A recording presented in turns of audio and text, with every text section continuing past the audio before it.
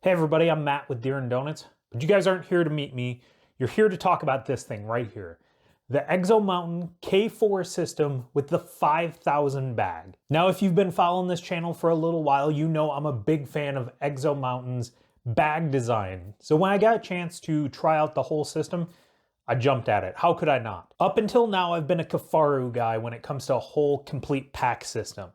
But over the last couple of months, I've put about 60 miles on this, a couple of different hunts, and a couple of different pack outs from those hunts being successful. And I gotta tell you guys, so far, wildly impressed. So let's jump into it, let's get to the review, and let's see if this thing's worth the price tag it comes with. Let's get some basics out of the way. The Exo K4 system comes in 5 belt sizes, 4 frame heights, 4 bags, 3 colors, and they even have a whole setup just designed for women and children. So it comes in a lot of different options for you to set it up exactly how it needs to be for your specific body. And I think that's really, really important to get set up to really know if the pack works for you. This setup that I'm using, the 5,000 bag, comes in just under 6 pounds and just over 5,600 cubic inches of storage space. That's with the lid attached. But the big number everybody's concerned about, the price tag, right guys? Want to use our hard-earned money for things that are gonna help us be successful. This thing has a price tag of $700 before tax and shipping. So, is it worth it? That's what we're gonna figure out right here. Now, when I'm evaluating my packs, I like to evaluate on 3 points: design and usability, comfort, and durability. If it knocks off all 3 of those on a list, it's gonna do a pretty good job for me. So let's jump into whether this Exo K4 knocks those things off the list, where it could improve, and where it knocks out of the park. Let's chat about design and usability first. Now, as I said, I'm a big fan of how Exo bags have always been set up, so I may be a little biased here, but I think they did a really good job with this one as well. So just going over some of the finer points, it has a lid. Lid's nothing special, all right, guys? It's got 2 pockets in it. It's durable. It's gonna do everything you need it to, but it's a very basic lid. Nothing that's gonna blow your mind or be revolutionary. I think the bag is where they dumped a lot of their time into. So this bag has a roll top entry, as well as this huge U-shaped zipper that gets you into the main pouch. I really like that because I like loading my bag through the roll top, but sometimes this is really nice to access the things at the bottom when I don't want to pull everything out. It's a really good design to have multiple points of entry. I think a lot of companies are going to that, but still something I like about this pack. Now on this big zipper flap, you have 2 different pouches. You have an internal pouch, pretty small, doesn't hold a lot of gear. There's one thing I wish they would have done a better job with, is maybe make this a little bit longer. You have a ton of space down here, could have been better utilized potentially. I like to have my stuff in my pack a little bit more organized, have a little bit more storage space as far as individual pockets. So having this be a little bit larger, or maybe even a second pouch here, would have been really nice for me. It's a little bit nitpicky. I know they make pullouts and everything like that, but just something I wish they could have improved a little bit on this portion.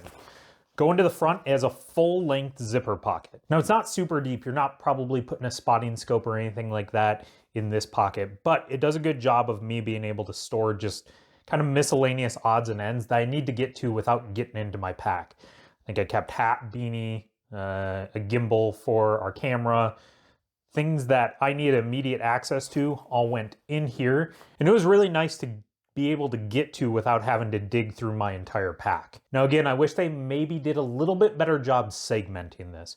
Anytime you have a pouch this long, anything you put up here as soon as you put your pack on is all gonna slide to the bottom and it's just gonna bunch up here. It makes it really hard to use the entirety of the pouch, but I do appreciate it being here. It's made of a stretchy material, but it's been fairly durable. So this pocket's been pretty cool to have. Now moving further out on the pack, we're gonna talk about a pouch that is probably my favorite part of this bag design.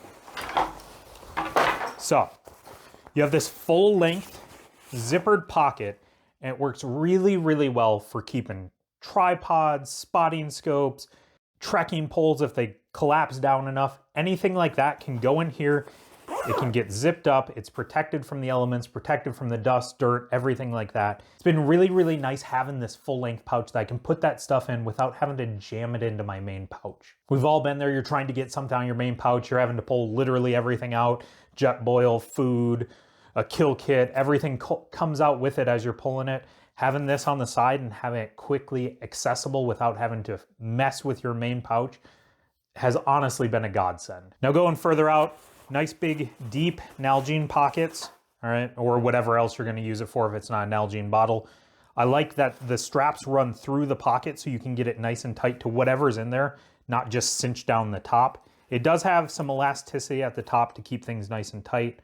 One thing I did notice on these pockets, everything from your main pouch and this full-length zippered pouch starts pressing out if you have these straps too tight, and it starts making it hard to keep a Nalgene bottle down in. Because it can't get deep enough into the pocket, it'll start popping out a little bit. So easily fixable, you just gotta adjust your straps, but it's just something to pay attention to as you're hiking around, because man, it would really suck to lose your entire water source while you're on a hunting trip. Now, one other feature I think is really cool about how Exo does their bags is where they put their bladder pocket, all right? You can see the loop right here. This is where your bladder goes. You can actually see right in there how the hose comes out. Just a normal bladder setup, but what I like is it's separate from your entire main pouch, and it has an almost waterproof like X-Pack membrane separating the two. So if you have the issue where your bladder leaks, it gets popped, something like that, a lot of your stuff in here is gonna be a lot more protected. The big thing for me is my layers are going to stay dry. I've also used it for taking off layers that are dirty or bloody, something that I don't wanna get in my main pouch, and stuffing it down in the bottom. It keeps it separated and it keeps it clean in this main pouch. This will go more into the comfort, but I like how wide this strap is for your waist belt, all right? It gives you a lot of real estate to put things such as pouches for gloves, hats, range finders, whatever you want to keep there. It's got a lot of laser cut molle to be able to do. They also have a very, very intuitive Nalgene bottle holder. And if you look at it, you'll see it's at an angle, all right? Almost every one I've ever used, straight up and down, you're reaching back, you're really fighting with it to get in. At this angle, every time my Nalgene bottle just slides right in. I don't have to fight with it. I don't have to really reach back, anything like that.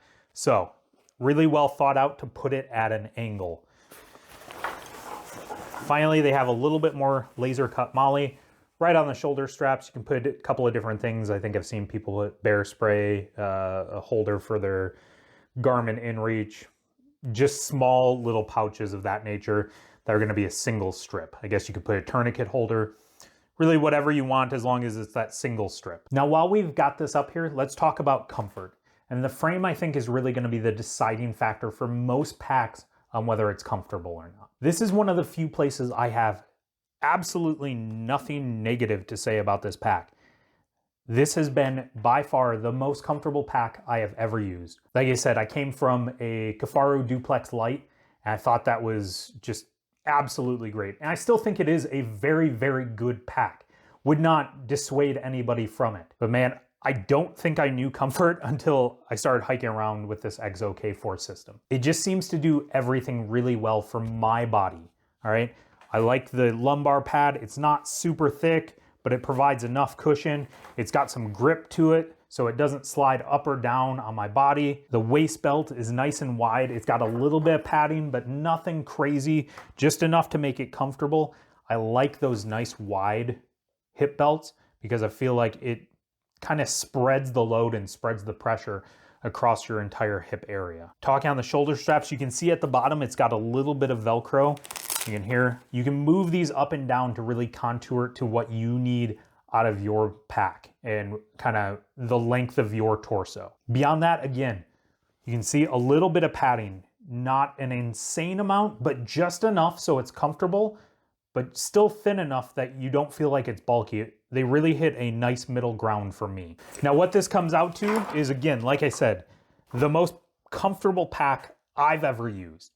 And I don't say that lightly, but this is a pack system that is not going anywhere. I have zero plans to replace it. My K4 will be sold, and I will use this for a very long time. This pack just kind of locks to my body, all right? It doesn't sway, it doesn't move, the bag stays nice and tight. It doesn't feel like the bag shifting around, the load shifting around. It just feels like it's one piece with my body, and it really lets me just grind through these miles without even thinking twice about my pack. At the end of a hunt, my shoulders don't hurt, my waist doesn't hurt. And really as hunters, that's what we're looking for, is a pack that doesn't slow us down and carries weight well. Now on that topic, I've only packed out deer with this. So if you're a big time elk hunter and you're trying to pack out an elk solo or something, I haven't put that kind of weight through this. And don't worry that it's gonna do what I need to in those situations. It's just not something I've come across this year based on the tags I pulled. So the final thing we're gonna touch on, durability. And I don't have a ton of concerns about this pack. I will come straight out and say it does not feel as bomb-proof as my K4, but it feels better than some of the other packs I've held. It's probably in the upper end of average, it feels, in durability. Feels like they've used good materials, everything like that. This spandex on some of the pockets, I worry that is gonna tear pretty quickly. It hasn't yet. It hasn't even shown signs of tearing yet, but it's just something I'm keeping an eye on. The nylon Cordura, no concerns about that. This has the feeling of a high quality pack. I don't worry that it's gonna break down, let go on any of my hunts, and really leave me stranded. I think the only thing I have any real concerns about is I don't love the buckles, all right? They definitely aren't as strong feeling as the K4 ones that I'm used to. And additionally, they don't seem to grab real well. Sometimes they just come loose and start sliding. With that said, you can buy auto lock buckles now from Exo Mountain. So I'm gonna upgrade to those, probably have a few extra just in the lid. They're not super heavy, just in case something breaks. But man, if buckles is the big point of failure in your pack that you're concerned about, you're doing pretty well. So let's chat. Is this worth $700?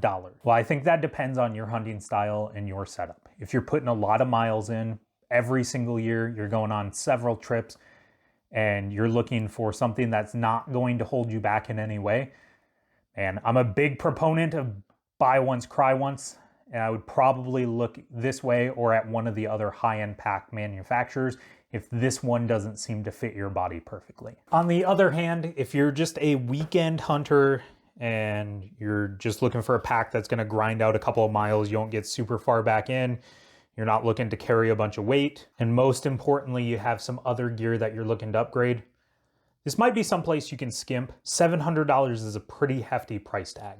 But again, if you're looking for the end-all be-all of what I think is probably the best hunting pack on the market, look no further. Exo K4 5000. It really does it all. I've cinched it down to a day pack. You can also expand it out, get 3 to 5 days, I think, probably out of a backpacking trip is really just a do-it-all pack, and it's gonna be a one-stop shop for me for a really long time. But if you got any value out of this review, please, please, please, jump on down, hit that subscribe button. We do a ton of gear reviews, and we all try and make them as valuable as possible for your guys' precious time. So until next time, I'm Matt with Deer and Donuts. Goodbye.